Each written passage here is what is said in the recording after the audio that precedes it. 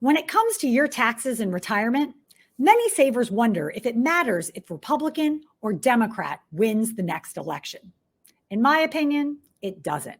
By and large, rising taxes in retirement are based on two factors that have nothing to do necessarily with who's in the White House and who's controlling Congress. First, it has to do with our 2-year election cycle here in America. Every 2 years, we elect new legislative leaders in Washington, which means every 2 years we have new government.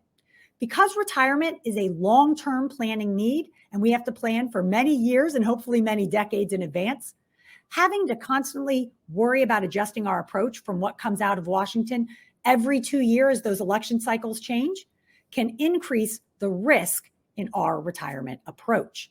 That risk that comes from rising taxes and that risk that comes from legislative changes that may impact the vehicles we're using to save for the future. The other thing that could lead to rising taxes in the future is simply the demographic needs of our country. We have a growing and aging population, which means that social safety net programs like Social Security and Medicare will continue to be strained in years to come. With our currently over $31 trillion federal debt, that means that Congress is likely going to have to look at new taxes to offset all this spending, not just on legislative priorities, but on that social safety net spending that Congress really doesn't have any control to limit. I suspect that we are entering into a rising tax environment, and you need to be prepared within your retirement approach.